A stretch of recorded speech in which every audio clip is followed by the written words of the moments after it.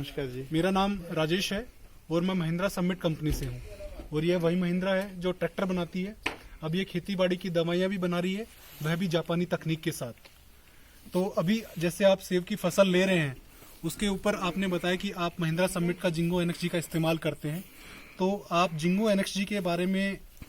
हमें कुछ बताइए, जैसे कि आप जिंगो एनएक्सजी का किस किस अवस्था पे आप इस्तेमाल करते हैं, कितनी मात्रा में करते हैं और हर अवस्था पे उसका आपको क्या फ़ायदा मिलता है। मैं जिंगो NXG का प्रयोग पिछले 5 वर्षों से लगातार कर रहा हूँ और इसकी जो पहली स्प्रे है उसको मैं गुलाबी कली पर जो करता हूँ और जो दूसरा स्प्रे है उसको जो है मैं जब लगभग 15% फूल रहता है उस पर इसकी सेकंड स्प्रे करता हूँ और तीसरी स्प्रे इसकी जो है मैं जब मटर के दाने के बराबर होता है उस वक्त में इसकी थर्ड स्प्रे करता हूँ। तो जैसा आपने बताया कि आप पहला स्प्रे है आप गुलाबी कली अवस्था पे करते हैं, तो उस समय आपको जिंगो एनएक्सजी का स्प्रे करने से क्या फायदा मिलता है उस अवस्था पे। उससे एक तो हमें इसका ये फायदा जो मुझे मेरा एक्सपीरियंस है उसका फायदा ये होता है कि ये सेटिंग के अंदर जो ये दवाई है ये ताकत देती है और सेटिंग के अंदर जो है मैक्सिमम जो हमारे फूल है उसको जो है सेटिंग करने में कामयाब रहती है। और दूसरा एक बड़ा फायदा ये देखा मैंने, जो मैंने इसको लगातार जो किया है कि कितनी भी ज़्यादा ठंड हो, यहाँ तक कि ओले आते हो, टेम्परेचर बहुत ज़्यादा नीचे उतर जाता है, तो मैंने इसकी स्प्रे की हुई होती है और उसका फ़ायदा ये है कि ये ठंड से भी जो है फूलों को बचाता है। उसका जब हमने बाद में फसल के तौर पर जब देखा है तो उस वक्त मेरे साथ वाले बगीचों के अंदर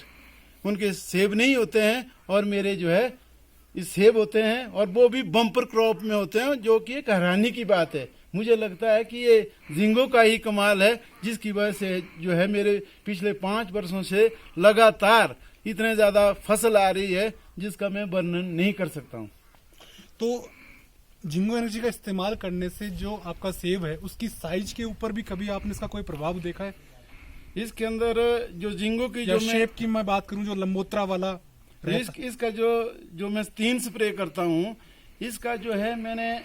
ये देखा है कि सेटिंग के अंदर तो ये जबरदस्त काम करता है। उसके साथ जो सेब की जो शेप है, जो आप शेप की बात कर रहे हैं, ये लंबोत्रा जो है शुरू से ही जैसी सेटिंग होती है, शुरू से ही जो इसकी सेटिंग जो है वो लंबी आकार में होती है और बाद में जाकर जब हम मार्केट में ले जाते हैं तो यहाँ तक कि जो हमारे आड़ती हैं, जो हम जिनको देते हैं, वो जो है मार्केट में जैसी हमारी पेटी खुलती है वो इस बात से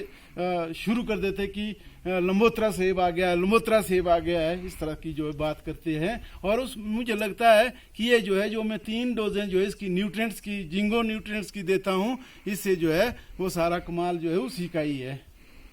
तो इसकी अगर मैं बात करूं एप्पल के ऊपर, मतलब कि जो प्रेशर है या टाइटनेस की मैं बात करूं, उसके ऊपर भी आपने इसका कोई इम्पैक्ट देखा या मिठास के अंदर भी आपको ऐसा कुछ लगा कि जो टेस्ट है कहीं ना कहीं उसमें कोई आपके सेब और जो बाकी ग्रोवर्स हमारे उनके सेब में आपको कोई फर्क नजर आया इसमें जो टाइटनेस है वो हमारा सेब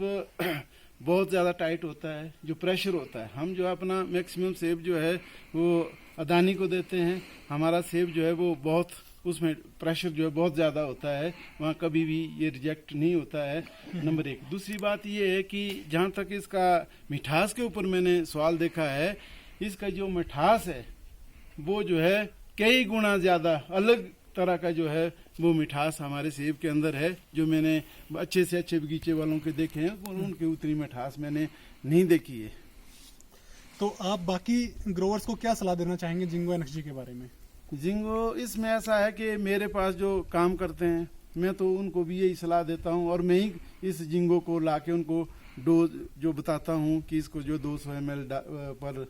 200 लीटर में डाल के जो ड्रम में डाल के जो इसकी स्प्रे करो, उनको मैं सबको ये देता हूँ, खुद ला के देता हूँ। और अपने जो भाई है उनको बताता हूँ, इलाके के लोग जो है, जो रिश्तेदार है, जो ये पूछ रहे हैं लगातार कि आपके जो है सेब होते हैं और दूसरे वाले खेत के अंदर सेब नहीं होते, आप क्या डालते हैं, तो उनको भी मैं यही बताता हूँ कि ये सारा जो कमाल है ये जिंगो का है। उसकी वजह से ही जो है जो सेब मेरे लगातार पिछले 5 सालों से आ रहे हैं और मुझे खुद ये लगता है कि ये सेब हर बारी ये सोचता हूँ कि 2 साल के बाद कि इतने साल से लगातार सेब आ रहे हैं, अगली बारी शायद मेरे नहीं होंगे। परंतु